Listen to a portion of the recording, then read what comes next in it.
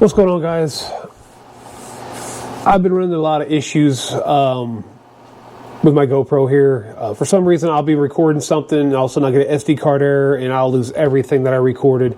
I've been working on a 2005 Yamaha Kodiak 450. Went through and we're doing the carburetor, airbox, running through the whole thing. This thing has sat for about 8 years. It got sunk in a pond a while back. We drained the oil. It is just nasty. I'll show it to you guys down here. You can see the oil. I've already changed the oil in it. Carburetor's out, taken apart. We have a new battery for it. We're getting ready to do brake fluids and coolant flush on this thing, and differential fluids and stuff. But like I was saying, I don't know what's going on. I'm trying another SD card to see if I still get an error. I don't know if it's because I leave it out and it gets too cold in the shop and then it freezes up and causes these issues. This is like the second or third time this has happened now, and it's starting to really frustrate me a lot. I'm really getting ticked off because it takes a lot of time and effort to film this by myself and turn around and edit it. So I guess I'm going to just try to run through what I got here and just talk about what we're doing. Again, like I said, this thing has sat for 8 years. We're just running through, getting it ready for my customer, and they're going to use it on their farm for his grandparents.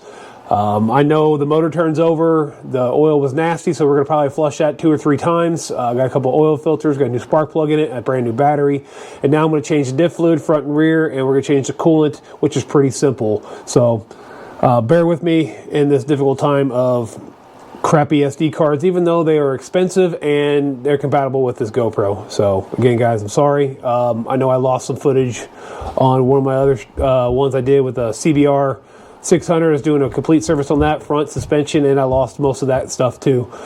Pretty frustrating, but like I said, guys, I appreciate you sticking around, and we're going to jump into this one. All right, so what we're going to do here, pretty simple. We got this side step off, got the plastics off. Like I said, you guys see the carburetor's gone. I had to order a new aftermarket one for them. I'm trying to keep this really cost effective. I prefer OEM, but we got another aftermarket one. I'll leave links in the description for everything I buy for this. If you guys are interested in any of that stuff, like I said, with these aftermarket carburetors, we definitely got to check to make sure that the jetting's correct on those. But anyways, what we're going to do here, guys, we're going to pop out this 8mm bolt, and we're just going to go ahead and drain the coolant out, and we're going to add some new coolant in this thing, and then we're going to do the rear diff, and then we'll do the front diff, and then we're going to do the brake fluids. All right, we're going to go ahead and pop this out right here. Radiator cap is already loose.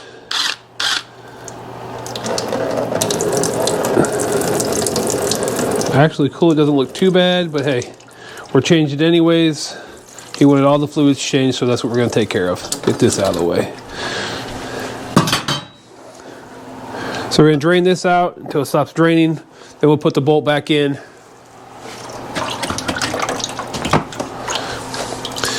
Doesn't look like there's probably much coolant in this thing. Oh, there it goes again, getting its second wind.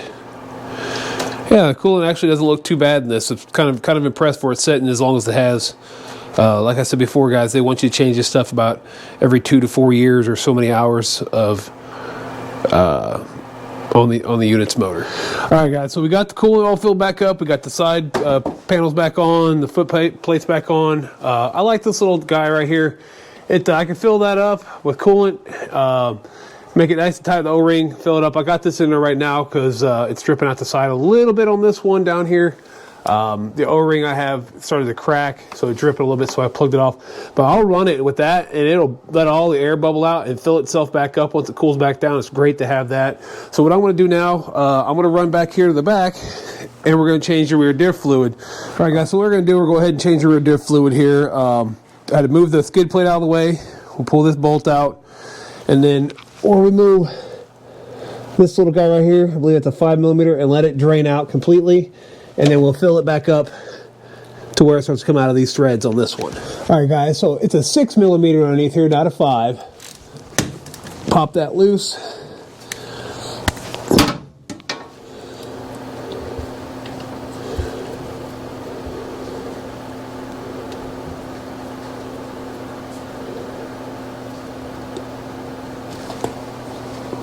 Ooh, that's some pretty nasty looking stuff there. Like I said, this thing was submerged underneath water.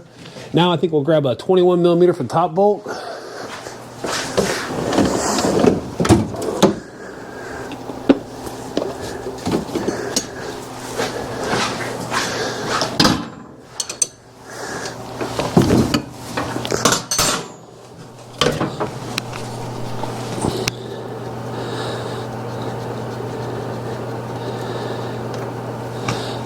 Just got that out, give it a little more breathing time, and you can see it's leaking. And then we'll fill it back up to that line. All right, so we got this thing filled back up, guys. Got that back in. Got the bottom one in new crush washer. Filled it up till it comes out the line, which is roughly, I think it says it calls for 0.17 quarts of 80 weight. You can check that out. Go on AMSOIL. You can check it out there. They give you the details there, or you can check the service manual like I have, and they give you that there. Now we're going to turn around and do the front, and that will take 0.27 quarts in the front. So now I'm going to put the lower skid plate back on, clean up a little bit of oil, and we'll head to the front. All right, guys, now we're at the front here. It's a 5mm right up inside of here. Hard part is just getting it in the proper spot.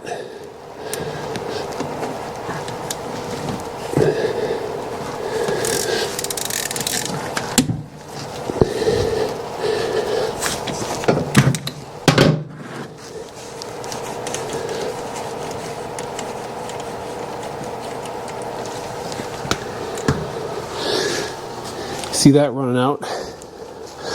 It's awful dark too. We'll pop off the fill plug on this side with a 21mm up top.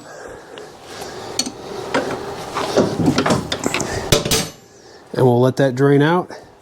Then we will fill this back up with 0.27 quarts of 80 weight differential oil. So when we fill this up, it should be coming right at the bottom of these threads with 0.27 quarts of differential oil. Should be right at the bottom of those threads. All right, got this thing all filled back up. Got a new crush washer on the bottom. The top one was just fine. Didn't have to replace that at all. Like I said, it takes 0.27 quarts. We're ready to move on now. We got the radiator full. We got the differentials front and rear changed. We got the oil change in this thing, which I lost footage of. And now we're going to go ahead and do the rear brakes. We're just going to take a vacuum bleeder. We're going to open this up, suck all the fluid out, add new, walk to the back here. And then what we'll do back here is that I'll probably have to pull the rear tire off, jack it up, pull the rear tire off, and we'll vacuum bleed the brakes and get all the old fluid out and make sure we got nothing but new, because this does not have a right side brake in the rear. It just has the one over here on the left. All right, so we got the vacuum bleeder all hooked up. I got the cap off. The cap is dry as could be. I checked the inside, and it's empty. So I guess I'm going to be bleeding the rear brakes instead of changing the fluid. All right, guys, so I did have to take the rear wheel off here so I could get to the brake bleeder to bleed this thing out. The fluid that was in the line was completely black and nasty. Now we got nothing but brand new fluid flowing out of this thing. I did end up having to manual bleed it. I got a little one-way check valve that goes into my manual bleed line by Motion Pro. You can get that on Amazon. I'll put a link in the description for it so you guys can check that out. That way you can bleed these brakes by yourself really easily without having to have somebody else there to help you out all the time.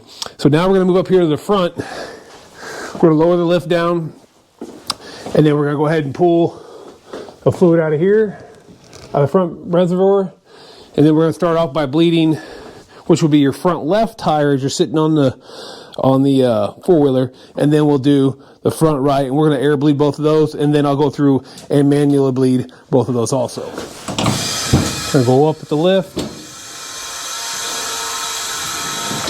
I'll walk around back.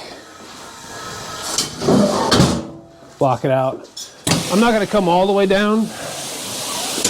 I'm going to come pretty far down, probably my second last notch here. That way, I don't have to totally bend over for this thing. See what's going on. And then what I'll do here, if I don't kick you guys to death, we're gonna go ahead and I'll turn this level. That way that's level here on the reservoir. Let me get you guys over here to see that. So the reservoir is level, and I'll go ahead and use my air bleeder and I will suck all that out. So let's grab a screwdriver, pop the top of that off real quick. Be a number 2 Phillips.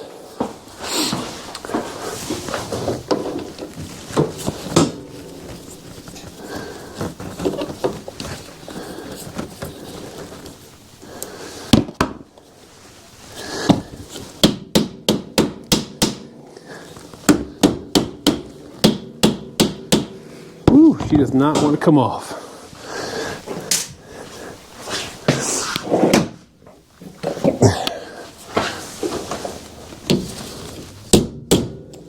There we go, breaker loose there. Throw the hammer back away. And again, this one is completely dry too, so now I want to probably clean out the front res, because the rear was pretty good, but you can see that front reservoir is all nasty. So what I'll do, I'll just clean that out with some paper towels. I'll throw a little brake clean in there, make sure it don't get down inside that rubber, clean it all out really good, and then we'll fill it up with fluid and start bleeding those front brakes. All right, so we got it off here. Throw a little pan underneath it. And I'm just going to go ahead and knock you guys off my lift here real quick. That'd be absolutely awesome. And I'm going to go ahead and spray this out.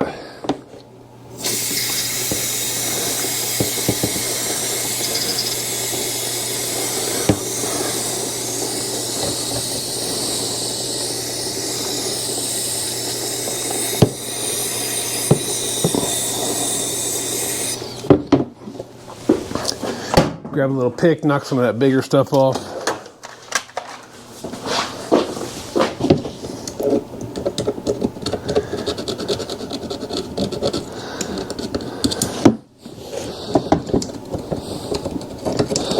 Remember, don't actuate the brake lever. We don't want to try to get any of it down in the brake line.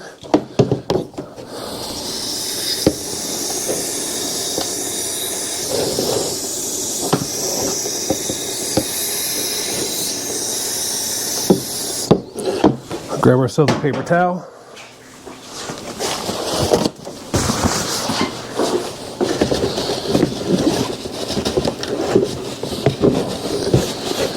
Now I'm probably not going to get this perfect, but I can get it pretty decent looking on the inside. I don't want it all nasty. I don't want any of that debris to go down in the brake line, which could clog it up, cause the caliper to clog up, won't let the fluid return. We don't want that, because that what happens. The fluid doesn't return, it starts to build up pressure down there in the brake line, and then your brakes start to slowly seize up. I've seen that happen a few times on a lot of these bikes that sit around like this. Especially a lot of motorcycles I've worked on in the past, that happens. A lot of your older vintage ones that have hydraulic brakes. Shouldn't even call them vintage, but you know. So get this thing all cleaned out. And that's looking pretty darn good right there. That looks pretty good right here. So I'm gonna go ahead, I'm gonna mount this back up, we'll fill it up, and then we'll start air bleeding the front left caliper. All right, so I got it mounted back up. We're going ahead and just gonna pump the lever. You guys will see those little air bubbles come back up.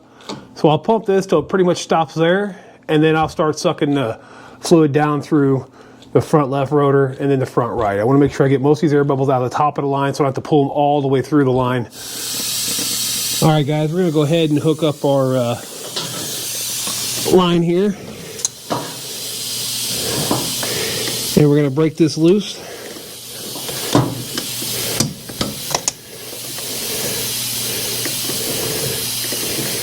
And we're going to see if we can't get to pull some fluid through. May take a few seconds here. I want to check the reservoir.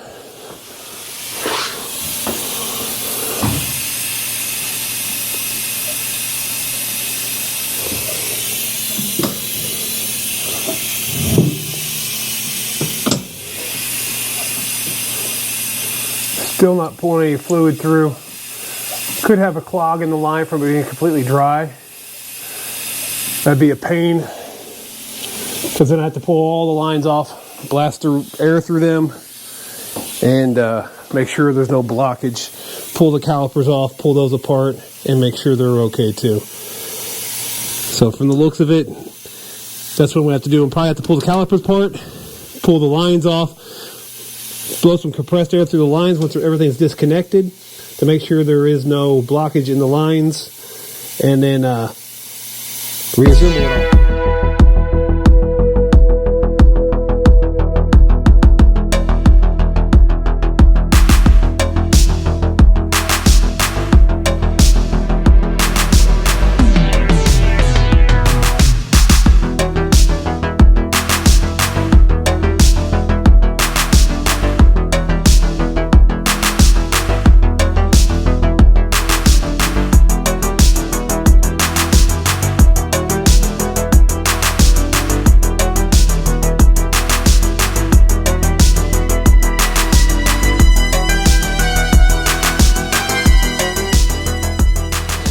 All right, guys, you saw me do that quick little time lapse. I pulled the brake lines off, checked the top of some air. The bottom one seems like it's clogged.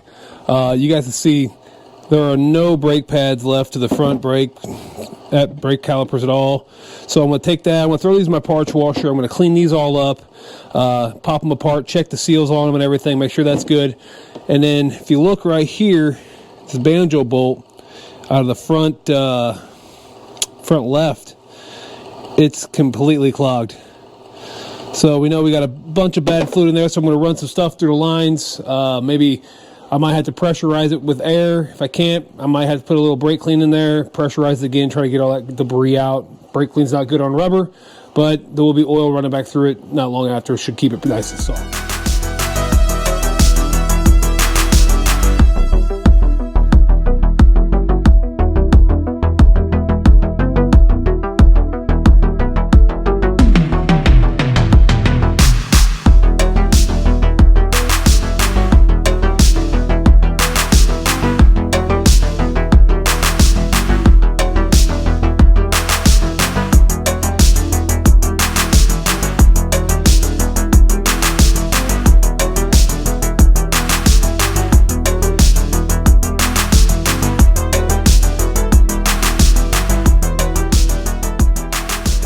All right, you guys saw that time lapse right there. Again, I'll show you inside of here. Look at all that sludge. Let me grab out a little flashlight here for you. You can see all that sludge inside there. That's probably what's clogging up that front brake line. Stuff just coagulates. It had water in it. You guys saw that water running out. This one's not near as bad. So this is the front right. That's the front left. You see that there's literally metal left, barely any metal left on where the pads used to be. So we're going to order him up some new front and rear brake pads because his rear brake pads are about gone anyways.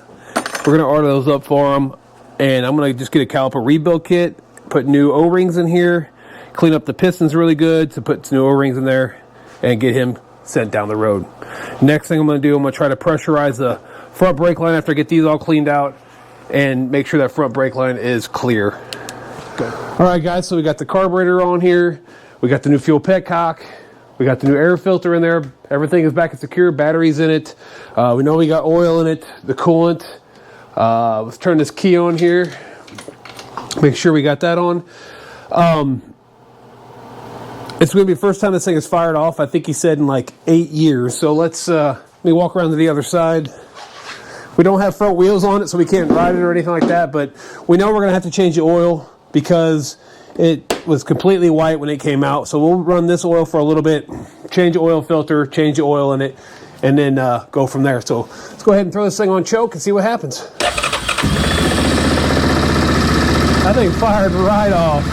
That's really impressive. I think I'll turn the idle up just a hair on that. Wow, she fired right off. I like that. I like it when it does that. Try again.